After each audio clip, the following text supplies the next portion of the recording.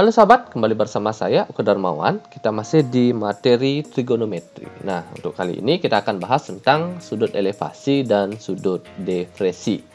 Oke, kita mulai ya. Kita awali dengan definisi apa sih yang maksud dengan sudut elevasi dan sudut depresi. Nah, di sini ada gambar orang bawa kamera gitu ya.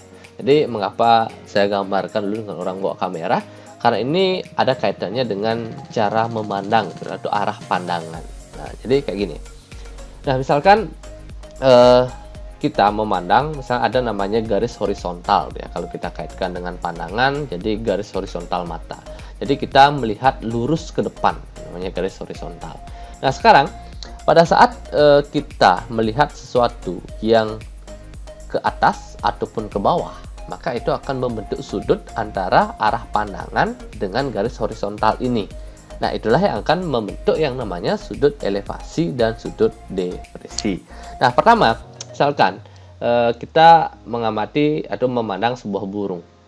Nah, misalkan burung itu terbang ya di atas. Jadi, arah pandangan kita ya digambarkan dengan garis yang berwarna ungu itu ya. Nah, jadi antara garis ini, antara garis ungu dan garis horizontal yang berwarna merah ini membentuk sudut.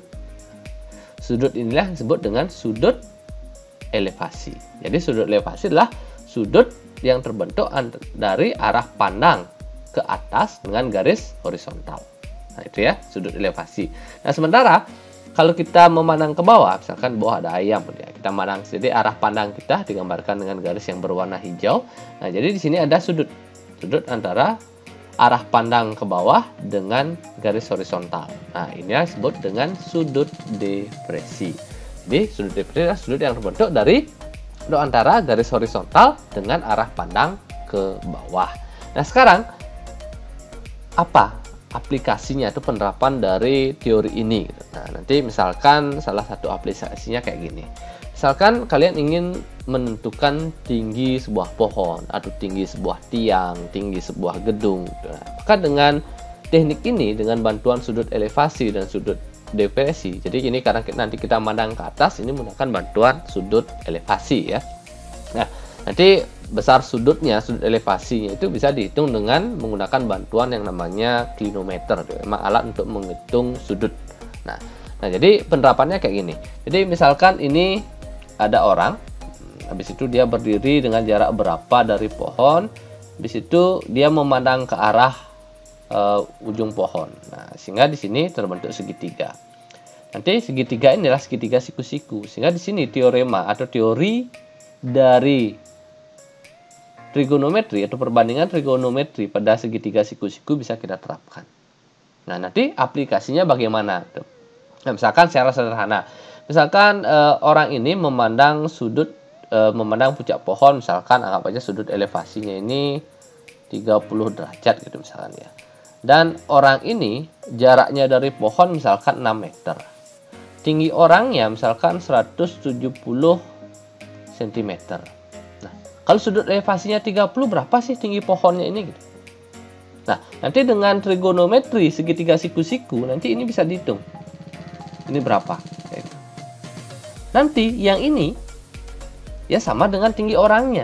Berarti kalau kita pakai meter ini kan 1,7 meter. Nah, misalkan ini tadi kan 6 meter kan. Nah, nanti ngitung ini pakai apa? Nah, ini ada sudut 30 yang diketahui ini 6 meter. Nah, dengan teori di segitiga siku-siku, kalau sudutnya di sini yang 6 meter ini apa? 6 meter ini kan sisi samping. Nanti yang kita cari sisi ini, sisi depan. Depan samping berarti pakai tan. Nah, nanti tannya berapa kan gitu. Berarti tan 30 derajat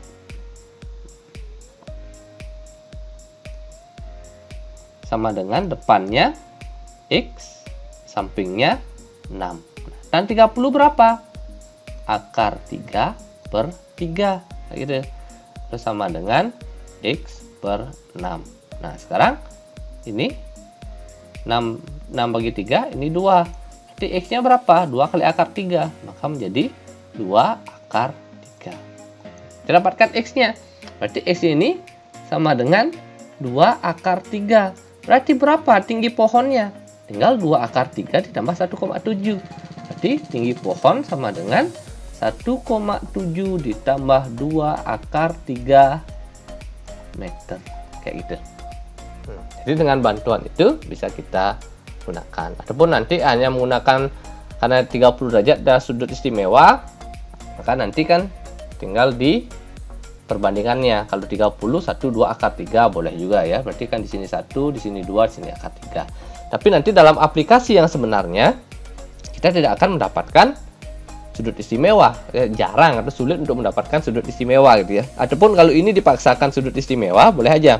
Nanti kalau dengan klinometer, sudutnya kita kunci di 30 derajat gitu misalnya. Atau paling gampang nanti gunakan 45 derajat. Mengapa gampang 45 derajat? Kalau 45 derajat berarti kan sisi depan dan sisi samping itu pasti sama. Berarti berapapun jarak kita, maka itulah tingginya. Misalnya jaraknya 5, maka tingginya pasti 5. Itu 45. Tapi nanti kalau ini kita kunci 45 di klinometernya, posisi orangnya ini yang harus geser-geser. Apakah maju atau mundur sehingga mendapatkan arah pandangan tepat ke puncaknya ini. Oke, jadi itu ya salah satu aplikasinya. Oke, berikutnya. Saya kayak gini. Misalkan ini ada sebuah jembatan, di bawah ada arus air. Nah, ada orang yang menentukan berapa sih tingginya ini dari atas jembatan sampai di atas airnya ini gitu misalnya. Nah, jadi kalau ini mau diaplikasikan dengan menggunakan sudut depresi ini bisa. Jadi misalkan kita punya tali. Talinya ini kita ukur nanti panjangnya berapa gitu. Di situ ujungnya ini kita isi pelampung. Cemplungin ke air. Nah, karena ini ada arus air, nah, jadi ini ada arus air. Jadi kan pelampungnya gerak sampai dia ujungnya ini diikat di pas di atas jembatannya ini ya. Nah, di sini diikat sampai lurus. Nah, ini karena ini tali yang kita bawa, ini kan bisa dihitung. Misalkan ini panjangnya berapa? 5 meter gitu misalnya. Sehingga nanti dari sini, di sini kan terbentuk sudut depresi. Misalkan sudut depresinya 30 derajat. Jadi yang ini kan 60 derajat. Di sini juga otomatis menjadi 30 derajat. Ini sama ya, sudut dalam berseberangan. Nah, sekarang ini kan segitiga siku-siku juga. Ini samping, nah, kalau dari ini ya dari 30. Nah, sekarang kalau ini 30 derajat, nah sekarang yang minta sisi ini sisi depan. Ini ada sisi miring. Diminta depan diketahui miring. Depan miring dalam trigonometri itu bisa menghasilkan sin. Sehingga karena sudutnya ini berarti sin 30 derajat sama dengan depannya ini, tingginya ini ya yang diminta D per miringnya 5. Sin 30 berapa? Setengah. D per 5. Berarti T-nya berapa? 5 dibagi 2. Ada sama dengan 2,5.